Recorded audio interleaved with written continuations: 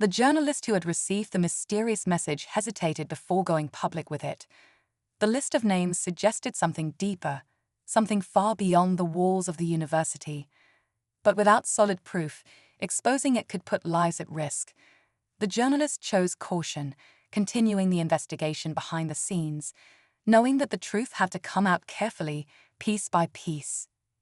For the students who had fought so hard, there was a mix of relief and exhaustion. Some felt hopeful that their voices had finally been heard. Others remained skeptical, wondering if real change would last or if it was just another temporary fix. The student's family, still grieving, found some comfort in knowing their child's story had sparked a national movement. But no amount of reform could bring them back, and that reality weighed heavy on everyone's hearts. The Prime Minister, having stepped in at the peak of the crisis, moved on to other matters of governance, but his reputation had been tested. The government's response, though late, had kept the situation from spiraling further. Yet, there was an unspoken understanding: this issue wasn't over. The systems that had failed students for so long wouldn't be fixed overnight. As the country moved forward, small but meaningful changes began to take shape. Universities across Nepal started implementing counseling services, reviewing academic pressures, and opening discussions on student welfare. It wasn't a perfect solution, but it was a start. Conversations that had once been silenced were now happening in the open. In the end, the protesters had done what they set out to do. They had forced those in power to listen. The students' story would not be forgotten, and while the full truth remained just out of reach, one thing was certain: this was not the last time young voices would rise against injustice. They had shown the country and the world that they would not be ignored, but it never reached the right hands. The journalist hinted that someone, whether within the university or beyond, had intentionally suppressed it. The protests, already at a boiling point, erupted further. Chants of "we want justice" turned into demands for resignations, for immediate arrests. The students' case was no longer just a tragic loss. It was now surrounded by secrecy, unanswered questions, and a system that seemed more interested in protecting itself than in seeking the truth. Amidst the chaos, tension spread within the government itself.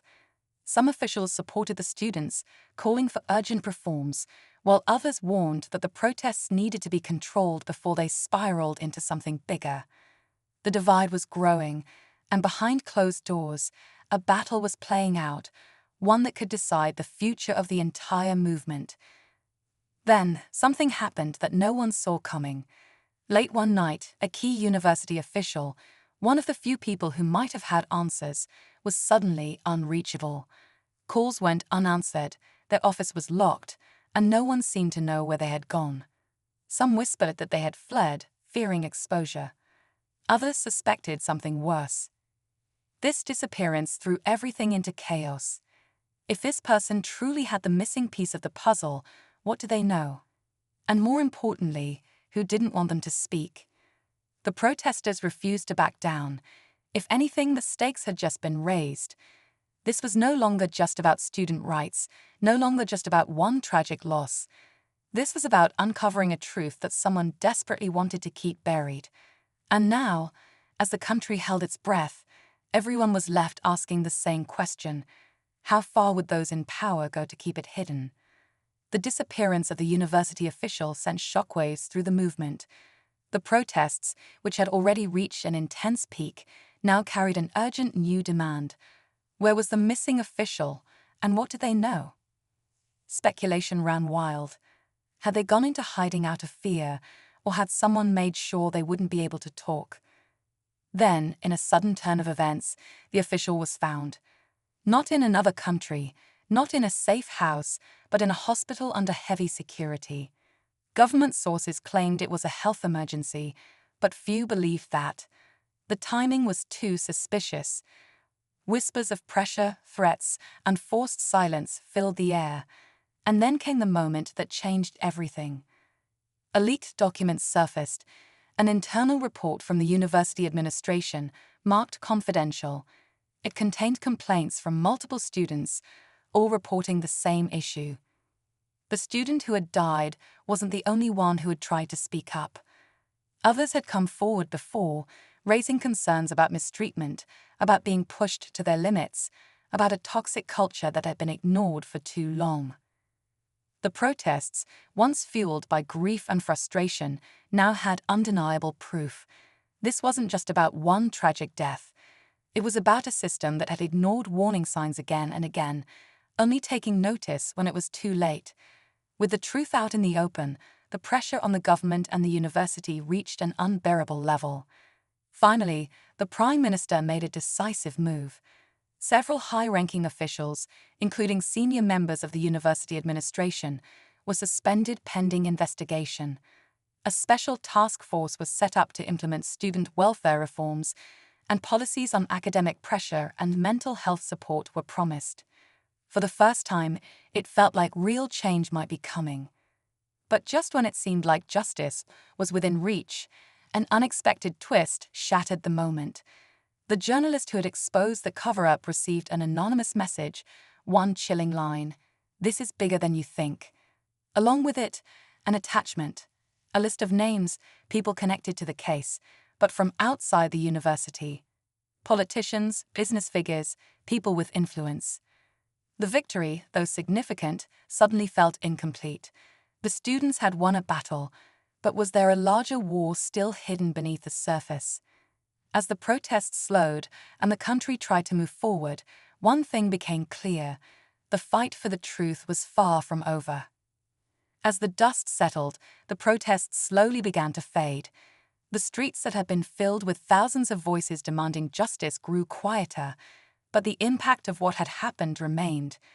The university was forced to acknowledge its failures, pledging reforms and mental health programs for students. Officials who had long ignored these issues were now under scrutiny, and some had already stepped down. For many, this felt like a victory, but for others, it was only the beginning of a much bigger fight. Meanwhile, the Prime Minister's intervention added another layer of complexity.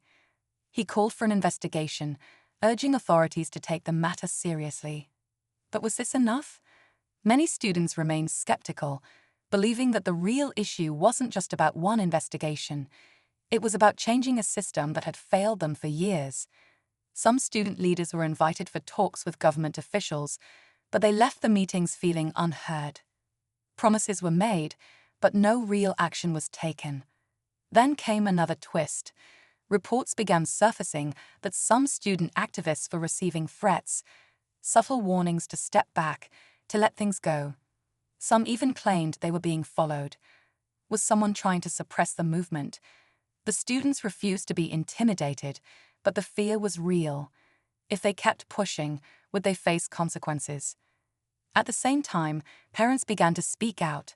Some shared their own stories, how their children had struggled under similar pressures, how they had seen their kids break down, but felt helpless to change anything.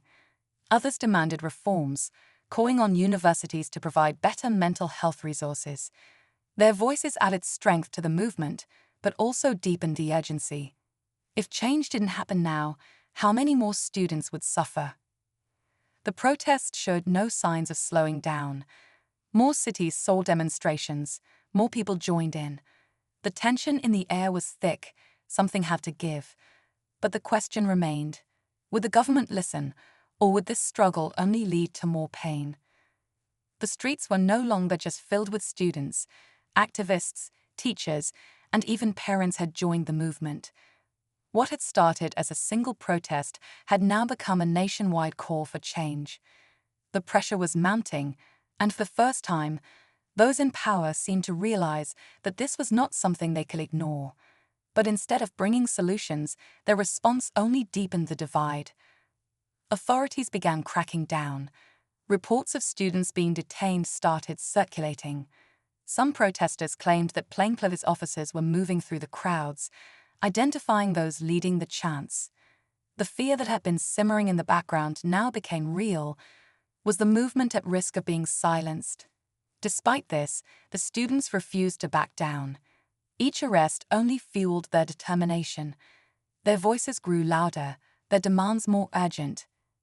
Inside the university, tensions were just as high. Faculty members were being questioned. Some openly supported the students, while others remained silent, afraid of losing their positions. Documents began surfacing, hinting at possible negligence by the administration. Leaked messages suggested that concerns about student well-being had been raised before, but were dismissed. The university was on the defensive now, scrambling to control the damage, but every new revelation only made things worse. Meanwhile, the government's promises of an investigation seemed to be moving too slowly. Students demanded immediate action, but officials urged patience. These things take time, they said, but time was exactly what the protesters didn't have. Every passing day felt like another attempt to push the tragedy into the background, another effort to let the anger fade.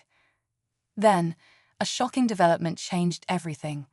A key witness, someone who had spoken to the student just days before their death, came forward with new information. What they revealed sent shockwaves through the protesters, the media, and the nation. It wasn't just about stress or pressure. There was something deeper, something that had been hidden all along. Rumors spread like wildfire. People demanded answers. The energy in the protests shifted from grief to outrage. This wasn't just about one student anymore. This was about justice, about uncovering the truth that had been buried. And then, in the middle of it all, an unexpected announcement came from the Prime Minister's office. It was sudden, urgent, and it changed the course of the entire movement. But would it be enough? Or was this just the beginning of an even bigger fight? The announcement from the Prime Minister's office sent ripples through the nation. It was unexpected, brief, and raised more questions than answers. Officials promised a special inquiry, a high-level investigation that would leave no stone unturned. But instead of calming the protests, it did the opposite. If the government was taking such drastic steps now, what had they been hiding before? Why did it take this level of pressure for action to begin? As students waited for real answers, another shocking revelation surfaced, this time from an independent journalist who had been quietly investigating behind the scenes. They claimed to have uncovered evidence suggesting that the student had tried to report something before their death. A formal complaint had allegedly been made. A quiet campus turned into a battleground overnight. What started as a peaceful vigil in memory of a young student quickly spiraled into a wave of protests, anger, and demands for justice. Streets filled with students, their voices echoing through the air, carrying a mix of grief and outrage.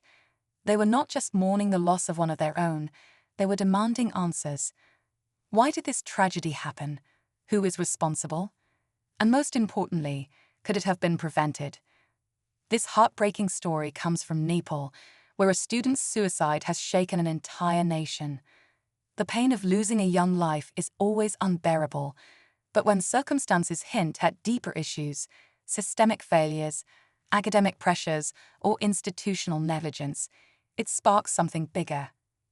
The anger seen on the streets is not just about this one incident, it's about a pattern, a feeling that students are unheard, unseen, and pushed to the edge. As tensions escalated, the protests caught the attention of Nepal's Prime Minister himself.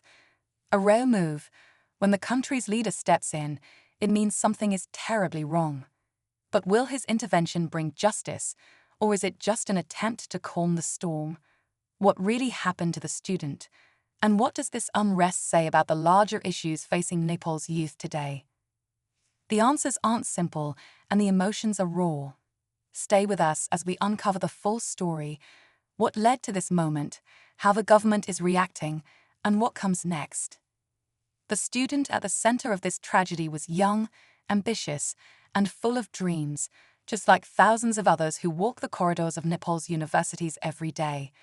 Friends remember them as hardworking, always striving for excellence, but also someone who carried invisible burdens.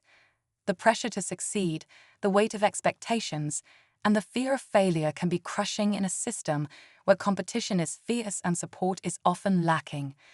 But was this just another case of academic stress, or was there something more? Rumors began to spread almost immediately. Some whispered about harassment, others pointed to institutional negligence, and many believed the system itself was to blame. Was there a warning sign that was ignored? Did someone fail to step in when it mattered the most? The silence from authorities only fueled the fire, making students feel abandoned, unheard, and pushed to take matters into their own hands. Then came the protests. What began as small gatherings of grieving classmates quickly turned into mass demonstrations.